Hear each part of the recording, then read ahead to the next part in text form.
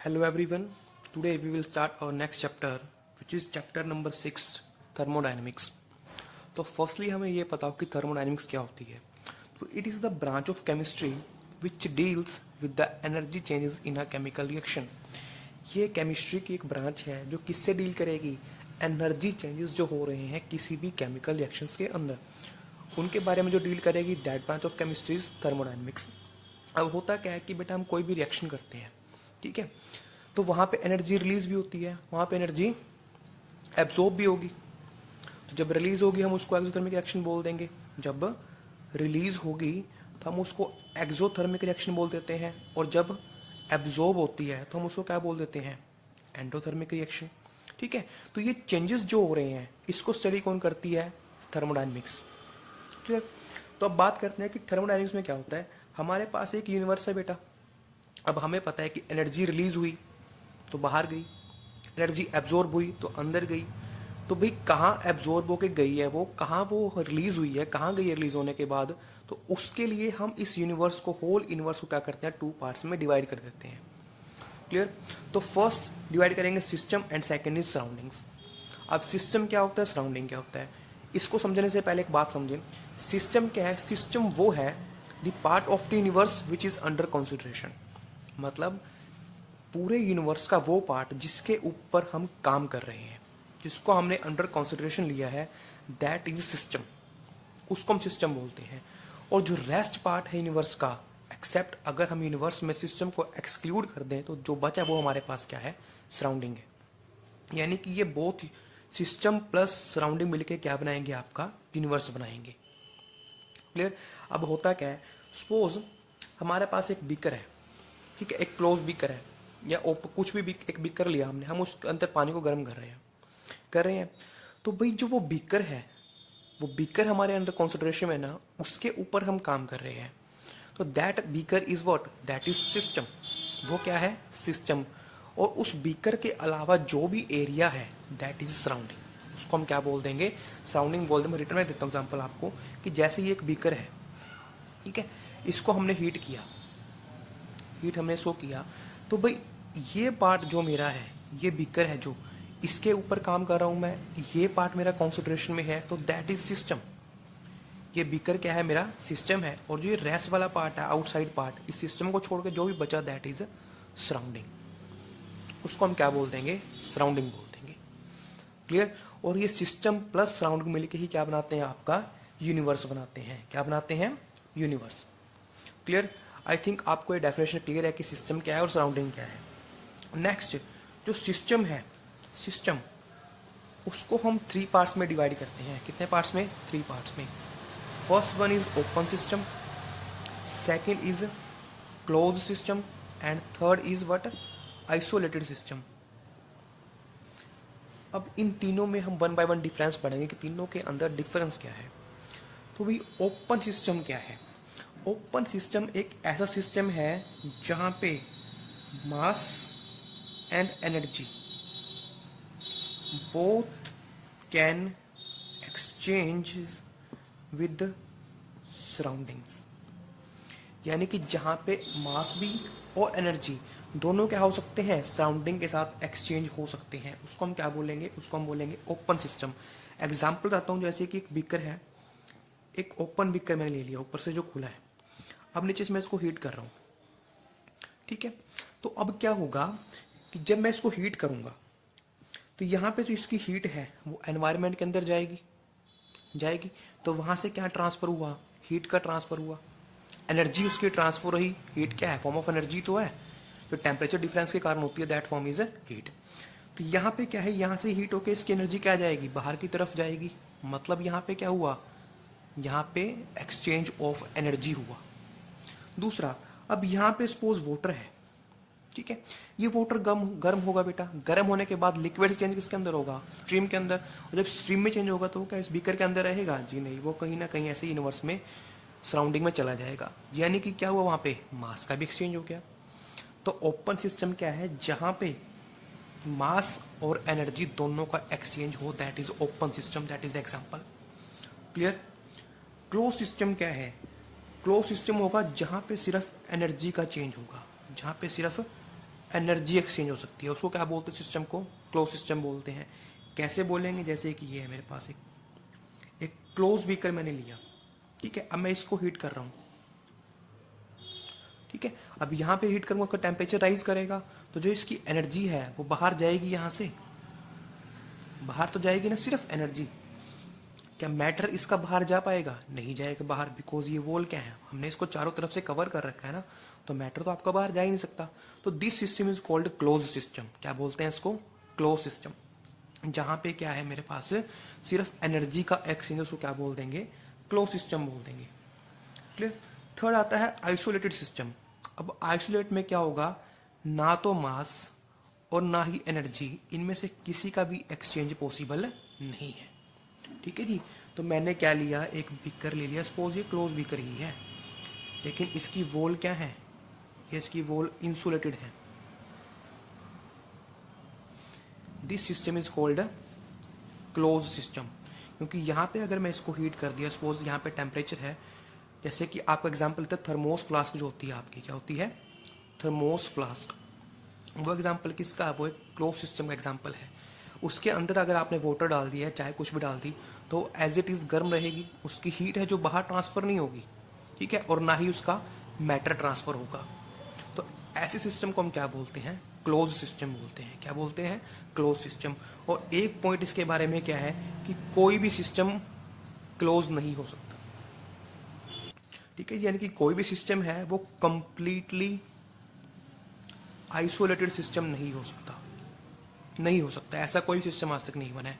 जैसे कि मैंने थर्मोस फ्लास्क का एग्जांपल लिया, आपके पास मार्केट में कैसी आती हैं? कोई बोलेगा 2 दिन तक पानी गर्म रहेगा, 3 दिन तक गर्म रहेगा उसके अंदर, तो लेकिन 3 दिन के बाद तो क्या होगा? वो पानी ठंडा होगा ना, और ठंडा कैसे हो? बिकॉज उसकी एनर्जी क्या चली गई? सराउंडिंग में चली गई। इसलिए हम बोलते हैं कि कोई भी सिस्टम कंप्लीटली आइसोलेटेड नहीं हो सकता। तो here are 3 type of system. First is open, close and isolated system, ठीक है। ओपन क्या है? जिसके अंदर मास और एनर्जी दोनों का एक्सचेंज हो सके। क्लोज जिसमें सिर्फ एनर्जी एक्सचेंज हो। और आइसोलेटेड जिसमें ना तो मास चेंज हो ना ही एनर्जी चेंज, उसको क्या बोल देंगे? क्लोज सिस्टम, आइसोलेटेड सिस्टम बोल देंगे। अब एक बात बतानी भूल गया मैं यहाँ पे, कि सिस्टम और सराउंडिंग के बीच में, कि सिस्टम और सराउंडिंग के बीच में एक पार्टीशन होता है। सिस्टम है और सराउंडिंग है, क्या इनके बीच में आप सोचो कि बाउंड्री हो सकती है जो इनको दोनों को क्या करेगी? सेपरेट करेगी। जी हाँ, इन दोनों के बीच में एक बाउंड्री होती है जो सिस्टम को और सराउंडिंग को दोनों को सेपरेट करती है, उसको बोलते हैं बाउंड्री। क्या बोल देंगे उसको? बाउंड्री, ठीक है जी। अब वो जो बाउंड्री है, बाउंड्री वो बताया होगा कि रियल हो सकती है या इमेजिनरी हो सकती है, या फिर बोथ, दोनों हो सकती हैं। जी हाँ, जो वो बाउंड्री है वो आपकी रियल भी हो सकती है और इमेजिनरी भी हो सकती है। कैसे हो सकती है? सिंपल सा एग्जांपल लेते हैं। सपोज यही बीकर वाला एग्जांपल मैंने लिया, अब यहाँ पे वाटर गर्म कर रहा हूँ मैं, ये कंटेनर यहाँ तक है, तो भाई जो ये ऊपर वाली लेयर है, ये सिर्फ दिखाने के लिए बना रहा हूँ, ये है नहीं लेयर वहाँ पे। तो ये लेयर क्या है? ये सिस्टम है यहाँ तक, और उसके बाहर क्या है? सराउंडिंग। तो जो ये लेयर है, जो इमेजिनरी लेयर है, ये क्या है? एक बाउंड्री तो है जो इन दोनों को सेपरेट आउट कर रही है, लेकिन क्या ये बाउंड्री रियलिटी में एग्जिस्ट करती है? नहीं करती। तो यानी कि ये कैसी बाउंड्री होगी? इमेजिनरी बाउंड्री है। क्या है? इमेजिनरी बाउंड्री है। लेकिन दूसरा एग्जांपल अगर मैं लेता हूँ, रियल बाउंड्री भी हो सकती है। रियल कैसे होगी? रियल होगी ऐसे, सपोज मेरे पास एक ग्लास ट्यूब है, ठीक है, ऊपर से क्लोज ग्लास ट्यूब है। अब यहाँ पे ये तो सिस्टम के अंदर आएगी, यहाँ पे कुछ भी गर्म कर रहा हूँ या कोई भी सोल्यूशन मैंने लिया है, और ये पार्ट मेरा किसके अंदर है? सराउंडिंग के अंदर, और ये ट्यूब क्या है? सिस्टम। अब इन दोनों के बीच में देखोगे तो सेपरेशन ऑफ लेयर आपको दिख रही है ना, layer of separation, that is this glass ball. तो यहाँ पे ये कैसी है? ये एक रियल बाउंड्री है, ठीक है। तो बात याद रखें कि सिस्टम को, सराउंडिंग को लेयर ऑफ पार्टीशन वहाँ पे होती है, सेपरेशन, उसको हम बाउंड्री बोलते हैं। और वो बाउंड्री आपकी रियल भी हो सकती है और बाउंड्री इमेजिनरी भी हो सकती है, दोनों वे में वो हो सकती है, ठीक है। क्लियर? नेक्स्ट करते हैं हम। अब नेक्स्ट हम करते हैं thermodynamic state of the system and system variables. कि थर्मोडायनेमिक स्टेट क्या होती है सिस्टम को, सिस्टम वेरिएबल क्या होता है। अब भैया ऐसा है जैसे आप कोई रिएक्शन कर रहे हो, ठीक है, आपने एक रिएक्शन करी, आपके पास रिएक्टेंट है, आपने रिएक्शन के बाद आपको क्या मिलेगा? प्रोडक्ट मिलेगा। तो वहां पे जो उसकी स्टेट है उसके अंदर कुछ ना कुछ चेंज आएगा ना, कुछ ना कुछ चेंज आएगा। तो जो भाई पहले स्टेट थी और जो बाद में स्टेट थी, उन दोनों को डिफाइन तो करना पड़ेगा। और उसी को हम क्या बोलते हैं, थर्मोडायनेमिक स्टेट ऑफ सिस्टम बोलते हैं। और जिन पैरामीटर से, जिन क्वांटिटी से हम उनको डिफाइन करेंगे, that are called system variables. ठीक है, जिनको क्या बोलते हैं, सिस्टम वेरिएबल्स बोलते हैं। जैसे कि मेरे पास एक स्टेट है, मैंने कोई रिएक्शन स्टार्ट की, तो मेरे पास कुछ प्रेशर है। हाँ, पहले बात करते हैं सिस्टम वेरिएबल क्या होते हैं, जिनके थ्रू हम किसी भी स्टेट को डिफाइन कर सकते हैं। जैसे कि प्रेशर हो गया आपका, वॉल्यूम हो गया, टेम्परेचर हो गया, या फिर एनर्जी होगी, एंथैल्पी होगी आपकी, या फिर आपके पास एंट्रोपी होगी है। ठीक है जी, तो ये सारे क्या हैं आपके पास, ये सारे आपके पास हैं स्टेट वेरिएबल्स। स्टेट वेरिएबल्स क्या होते हैं, the physical quantities to which we can define the thermodynamic state of the system are called state variables. ठीक है जी, उनको स्टेट वेरिएबल बोलते हैं। अब थर्मोडायनेमिक स्टेट क्या होगी, जो एट प्रेजेंट उसकी स्टेट है, यानी कि कितना प्रेशर है उसका, कितना वॉल्यूम है, कितना टेम्परेचर है, वो क्या डिफाइन करेंगे, उसकी थर्मोडायनेमिक स्टेट को डिफाइन करेंगे, किसकी, सिस्टम की। सपोज रिएक्शन कोई की मैंने, प्रेशर था उसका 1 बार, ठीक है, वॉल्यूम उसका कितना था, 1 लीटर था, और टेम्परेचर कितना था उसका 25 डिग्री सेल्सियस। तो ये 3 पैरामीटर क्या दिखा रहे हैं उसके, कि रिएक्शन से पहले वो प्रेशर उसका 1 बार था, volume 1 litre and temperature 25 degree Celsius. तो ये जो डिफाइन किया, क्या डिफाइन किया उसने, इन वेरिएबल्स ने उसकी थर्मोडायनेमिक स्टेट को डिफाइन किया। क्लियर। और आफ्टर रिएक्शन में बात करता हूं कि सपोज प्रेशर मेरे पास 2 बार हो गया, तो वॉल्यूम मेरे पास ½ लीटर हो गया, और टेम्परेचर मेरे पास कितना है, सपोज 30 डिग्री सेल्सियस है। ठीक है जी, तो ये क्या है मेरे पास, this is the thermodynamic state after the reaction. तो यानी कि सिस्टम आपका किस कंडीशन में है, कितने प्रेशर पे है, कितने वॉल्यूम पे है, कितने टेम्परेचर पे है, कितनी उसकी एनर्जी है, कितनी उसकी एंट्रोपी है। ये वर्ड मैंने कुछ नई यूज किया, इंटरनल एनर्जी, एंट्रोपी, ये हम रिएक्शन आगे चैप्टर के अंदर फर्दर स्टडी करेंगे। ठीक है, तो इन सब की स्टडी को क्या बोलते हैं, जिनसे हमने डिफाइन किया, that is thermodynamic state of the system and these quantities are called state variables, हम इनको बोल देते हैं। ठीक है, या इनको थर्मोडायनेमिक प्रॉपर्टीज भी हम बोल देते हैं। अब नेक्स्ट हम बात करते हैं कि जो आपका सिस्टम है, सिस्टम, उसके अंदर 2 तरह की प्रॉपर्टीज हो सकती हैं।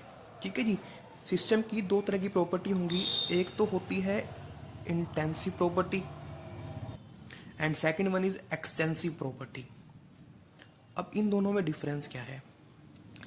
इंटेंसिव प्रॉपर्टी वो प्रॉपर्टी है जो किस पे डिपेंड नहीं करती, साइज ऑफ द सिस्टम पे और क्वांटिटी ऑफ मैटर पे, यानी कि which does not depend upon the quantity of matter, यहाँ पे does not depend, यानी कि जो क्वांटिटी ऑफ मैटर पे या फिर साइज पे सिस्टम के डिपेंड नहीं करती, उस प्रॉपर्टी को हम इंटेंसिव प्रॉपर्टी बोलते हैं। और एक्सटेंसिव क्या होगी, यानी कि सिर्फ किस पे डिपेंड करेगी, डिपेंड करेगी सिर्फ नेचर ऑफ द सिस्टम पे। ठीक है जी, इसके उल्टा क्या है, इसके उल्टा एक्सटेंसिव प्रॉपर्टी, जो किस पे डिपेंड करती है, depends on quantity of matter या फिर साइज। इसको हम क्या बोल देंगे, एक्सटेंसिव प्रॉपर्टीज बोल देंगे। अभी मैं आपको एग्जांपल दूंगा तो आपको ज्यादा क्लियर होगा ये। क्लियर, तो मैं पहले एग्जांपल देता हूं आपको एक्सटेंसिव प्रॉपर्टी का। इसके एग्जांपल में आता है मास आ गया, वॉल्यूम आ गया। सबसे बेस्ट एग्जांपल जो इसका है that is mass and volume. तो ये दोनों आपके पास क्या है, ये है आपके पास एक्सटेंसिव प्रॉपर्टी। कैसे हैं, अब एक बात करते हैं कि सपोज मेरे पास एक ये छोटा सा पीस है, एक छोटा सा क्यूब है मेरे पास, और एक मेरे पास ये बड़ा क्यूब है। ठीक है, तो भाई अगर मैं मास की बात करूंगा तो यहाँ पे मास किसका ज्यादा होगा, इसको मैंने नंबर 1 दे दिया, इसको नंबर 2 दे दिया। तो यहाँ इन दोनों क्यूब में से किस क्यूब का मास ज्यादा होगा, तो मास ज्यादा होगा इस सेकंड वाले का, किससे, 1 से। तो यानी कि ये किसके ऊपर डिपेंड कर रही है, साइज के ऊपर। इसका साइज कम है, इसका साइज ज्यादा है, तो जिसका साइज ज्यादा उसकी प्रॉपर्टी भी ज्यादा हुई ना, मास उसका ज्यादा हुआ ना। तो इस तरह की प्रॉपर्टीज को हम क्या बोलते हैं, एक्सटेंसिव प्रॉपर्टी बोलते हैं, जो किसके ऊपर, साइज के ऊपर डिपेंड करती है, या कितनी क्वांटिटी आपने उसके अंदर डाल रखी है उसके ऊपर डिपेंड करती है, उसको बोलते हैं एक्सटेंसिव प्रॉपर्टी। दूसरा एग्जाम्पल है इसका वॉल्यूम। अब वॉल्यूम का भी सेम चीज है। अब यहाँ पे एक छोटा भी करे, यहाँ पे बड़ा भी करे, ये बड़ा क्यूब है, तो यहाँ पे वॉल्यूम कम आएगा, यहाँ पे वॉल्यूम ज्यादा आएगा। यानी कि किस पे डिपेंड कर रहा है, साइज पे, या फिर कितनी क्वांटिटी ऑफ मैटर इसके अंदर आ सकती है। सपोज ये मेरे पास 10 सीसी का है और ये मेरे पास 100 सीसी का है, तो भाई ये 100 सीसी है, ये 10 सीसी है, तो 100 के अंदर लाजमी सी बात है ज़्यादा आएगा। तो वॉल्यूम क्या है? वॉल्यूम एक एक्सटेंसिव प्रॉपर्टी है जो किसके ऊपर डिपेंड कर रही है? इस क्वांटिटी के ऊपर, इस साइज के ऊपर, या कितना मैटर उस फिगर के अंदर आ सकता है। ठीक है, तो मास और वॉल्यूम क्या आपकी एक्सटेंसिव प्रॉपर्टी है जो किस पे डिपेंड करेगी? क्वांटिटी ऑफ मैटर पे या फिर साइज पे जो डिपेंड करती है। क्लियर? साइज ज़्यादा तो मास ज़्यादा, साइज ज़्यादा वॉल्यूम ज़्यादा, साइज कम मास कम, साइज कम वॉल्यूम भी कम। ठीक है, तो ये हमारे पास क्या है? कौन सी प्रॉपर्टी है? एक्सटेंसिव प्रॉपर्टीज है। अब मैं बात करता हूं इंटेंसिव प्रॉपर्टीज की। तो इंटेंसिव प्रॉपर्टी हम क्या पढ़ेंगे? सबसे पहले पढ़ते हैं टेम्परेचर, इसके अलावा आता है प्रेशर, यहाँ पे डेंसिटी आपके पास आएगी, रिफ्रैक्टिव इंडेक्स आपके पास आएगा। ये सारी कौन सी प्रॉपर्टी है? इंटेंसिव प्रॉपर्टी है। अब कैसे मैं आपको शो करता हूं? सपोज करो आपके पास एक वाटर ही है, सपोज एक टब है बड़ी सारी, उसके अंदर वाटर है, आपने इसको हीट कर रखा है अप टू 100 डिग्री सेल्सियस, यानी कि पानी बॉईल हो रहा है। क्लियर? तो अगर आपने इसमें से एक गिलास पानी का निकाल लिया तो क्या उसका टेम्परेचर कम होगा या ज्यादा होगा? सोचने की बात है, हमें देखना है साइज पे डिपेंड करता है। नहीं भाई, इस बीकर के अंदर, इस टब के अंदर पानी था 100 डिग्री सेल्सियस पे, यानी कि उबल रहा था, बॉईल हो रहा था पानी आपका। तो मैंने यहाँ से एक गिलास पानी का ले लिया, तो भाई जो अब इस गिलास के अंदर पानी है तो उसका टेम्परेचर कम होगा या ज्यादा होगा? ऑब्वियस है कि उसका टेम्परेचर भी क्या होगा? जो इस टब का टेम्परेचर था वही टेम्परेचर किसका रहेगा? आपका इस वाटर का, गिलास वाले का। तो ये कौन सी प्रॉपर्टी हुई आपकी? इंटेंसिव प्रॉपर्टी, जो साइज के ऊपर डिपेंड नहीं कर रही, जो साइज के ऊपर डिपेंड नहीं कर रही, चाहे टब में था चाहे गिलास में था, दोनों का टेम्परेचर क्या है? सेम। तो इस तरह की प्रॉपर्टी को बोलते हैं इंटेंसिव प्रॉपर्टीज। नेक्स्ट एग्जाम्पल बताता हूं आपको कि प्रेशर लिया मैंने, प्रेशर या फिर प्रेशर से पहले हम बात करते हैं डेंसिटी की, बात कर लेते हैं। तो भाई डेंसिटी क्या है? डेंसिटी होती है मास पर यूनिट वॉल्यूम। ठीक है जी, तो डेंसिटी क्या होती है आपकी? मास पर यूनिट वॉल्यूम, कितना वॉल्यूम आपने पैक कर रखा है। सपोज इसके अंदर दो बीकर है मेरे पास, छोटा और एक ही बड़ा, दोनों के अंदर मैंने same type of air fill कर दी, दोनों के अंदर same type of air fill कर दी, तो दोनों के अंदर डेंसिटी क्या रहेगी? कम रहेगी, ज्यादा रहेगी? जब same type of air fill है तो दोनों की डेंसिटी भी क्या रहेगी? सेम ही रहेगी ना। इसी तरह से प्रेशर है आपका। ठीक है जी, अब रिफ्रैक्टिव इंडेक्स की बात करते चलो। रिफ्रैक्टिव इंडेक्स क्या होता है? रिफ्रैक्टिव इंडेक्स कुछ नहीं है, एक फ्रिक्शनल फोर्स ही है, एक फ्रिक्शनल फोर्स ही है जो लिक्विड के अंदर होता है। जैसे कि मैं हनी की बात करता हूं, ठीक है, हनी क्या करेगा? आप हनी को नीचे गिराओगे तो वो इतनी स्पीड से नहीं जाएगा। क्यों नहीं जाएगा? जिस स्पीड से वाटर जाता है सपोज। क्यों? क्योंकि उसके अंदर फ्रिक्शन ज्यादा है।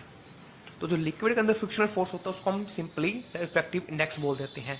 तो भाई हनी ले लो आप, एक आपने बड़े सारे जार में ले लिया और एक आपने छोटे सी बोतल के अंदर ले लिया। ठीक है, सेम टाइप ऑफ हनी है, ये ना हो कि एक डाबर का ले, एक पतंजलि का ले लिया, उसको नहीं देखेंगे हम, सेम टाइप ऑफ हनी है। तो यहाँ एक मैंने बड़े जार में ले लिया, एक छोटे से बोतल में ले लिया, तो भाई दोनों का रिफ्रैक्टिव इंडेक्स क्या रहेगा?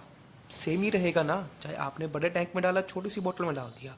तो इस तरह की प्रॉपर्टी जो साइज पे डिपेंड ना करे उनको हम क्या बोलते हैं? इंटेंसिव प्रॉपर्टी बोलते हैं, जो सिर्फ नेचर पे डिपेंड करती हैं। ये हनी है, इसका नेचर है कि ये इस तरह का है, इसके ऊपर डिपेंड किया है इसने। ठीक है, तो आई थिंक आपको समझ में आया कि दोनों में डिफरेंस क्या है। एक बात और क्या है कि अगर आप एक एक्सटेंसिव प्रॉपर्टी को दूसरी एक्सटेंसिव प्रॉपर्टी से डिवाइड करोगे तो हमेशा आपको इंटेंसिव प्रॉपर्टी मिलेगी। ठीक है जी, जैसे कि मैं डेंसिटी की बात करूं, डेंसिटी क्या होती है? मास पर यूनिट वॉल्यूम। तो मास भी क्या है? एक एक्सटेंसिव प्रॉपर्टी, वॉल्यूम भी क्या है? Extensive property. लेकिन दोनों को डिवाइड करने के बाद क्या मिला? Density. Density is intensive property. ये क्या है आपके पास? एक इंटेंसिव प्रॉपर्टी है। इसी तरह से अगर मैं बात करता हूं प्रेशर की, प्रेशर भी फोर्स पर यूनिट एरिया है, दैट इज ऑल्सो क्या है? ये भी आपका क्या है? जितना ज्यादा एरिया आप करोगे, फोर्स लगाओगे, मैटर होगा, उतना ज्यादा फोर्स लगेगा, और एरिया भी जितना ज्यादा होगा वही चीज होगी। दोनों के यहाँ आपके पास एक्सटेंसिव प्रॉपर्टी, लेकिन दोनों का मिक्सचर डिवाइड किया आपने तो क्या मिला आपको? एक इंटेंसिव प्रॉपर्टी मिलता है। तो this is the difference between intensive and extensive properties. Clear? So today we are just doing introduction of the chapter. तो लास्ट इंट्रोडक्शन किसकी आती है? हमारे पास आते हैं कि स्टेट फंक्शन क्या होते हैं और पाथ फंक्शन क्या होते हैं। जितने भी मैंने पीछे आपके साथ डिस्कस किए ये सारे के सारे क्या है मेरे पास, ये सारे के सारे स्टेट फंक्शन है। ठीक है जी, जो मैंने ये डिस्कस की थी प्रॉपर्टी सारी की सारी क्या है, इनको स्टेट फंक्शंस भी बोलते हैं। क्या बोलते हैं? स्टेट वेरिएबल्स या फिर स्टेट फंक्शन भी बोलते हैं। क्लियर? अब दोनों में डिफरेंस क्या है स्टेट फंक्शन में और पाथ फंक्शन में, उसको हम पढ़ लेते हैं। स्टेट फंक्शन और पाथ फंक्शन में पहले हम एक टॉपिक करते हैं डिस्टेंस और डिस्प्लेसमेंट का, कि डिस्टेंस क्या होता है, डिस्प्लेसमेंट क्या होता है। सपोज मैं एक पॉइंट ए से चला, दिस इज द पॉइंट, मैं यहाँ गया, घूम घूम के वापस इस पॉइंट पे आ गया।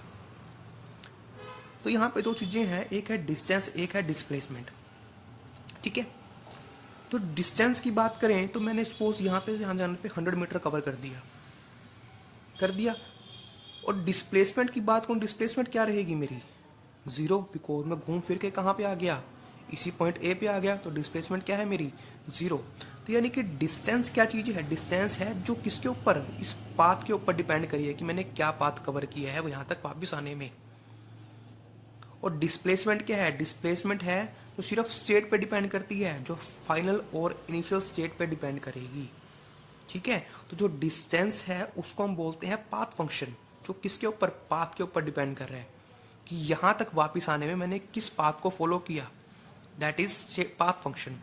और स्टेट फंक्शन क्या है? जो सिर्फ इनिशियल और फाइनल स्टेट पे डिपेंड कर रहा है, doesn't depend upon the path followed, कि कौन सा पाथ हमने फॉलो किया उसके ऊपर डिपेंड नहीं कर रहा वो सिर्फ डिपेंड कर रहा है इनिशियल पर फाइनल स्पेस पे, जैसे कि डिस्प्लेसमेंट। तो डिस्प्लेसमेंट यहाँ पे इनिशियल फाइनल स्टेट में क्या है? 0, तो मेरी डिस्प्लेसमेंट क्या रहेगी? 0।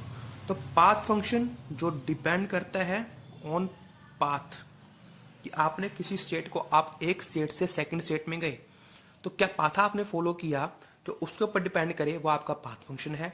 और जो सिर्फ इनिशियल एंड फाइनल स्टेट पे डिपेंड करे, doesn't depend upon the path, कि आपने किस तरह से दो स्टेट को अचीव किया, ए स्टेट थी, बी स्टेट थी, ए से बी तक जाने में आपने कौन सा पाथ फॉलो किया, जो उसके ऊपर डिपेंड ना करे, सिर्फ फाइनल स्टेट पे कर, उसको स्टेट फंक्शन बोलते हैं। ठीक है, तो जैसे आपकी इंटरनल एनर्जी है, एंट्रोपी है, ये सारे के सारे क्या आपके स्टेट फंक्शन है। हम बात करेंगे कल हीट की, तो ये हीट क्या है? आपका एक पाथ फंक्शन है। ठीक है, तो अभी इसके बारे में डिटेल में डिस्कस नहीं करेंगे, one by one in topic के बारे में हमको अच्छे से पढ़ना है, तो वहां पे हमें ज्यादा क्लियर होगा कि स्टेट फंक्शन को क्यों बोला और इसको हमने पाथ फंक्शन क्यों बोला। क्लियर? ठीक है जी, तो इसके बारे में अब लास्ट हम डिस्कस कर रहे थे कुछ थर्मोडायनेमिक प्रोसेसेस जो हम यूज करेंगे इसके अंदर। तो फर्स्ट प्रोसेस आपके पास है आइसोथर्मल प्रोसेस। क्या है? Isothermal process. कि आइसोथर्मल प्रोसेस क्या होती है? एक ऐसी प्रोसेस जिसके अंदर जो टेम्परेचर है वो क्या रहता है? कांस्टेंट रहे। क्या रहे? टेम्परेचर जहां पे कांस्टेंट रहे, यानी कि चेंज इन टेम्परेचर क्या है? 0।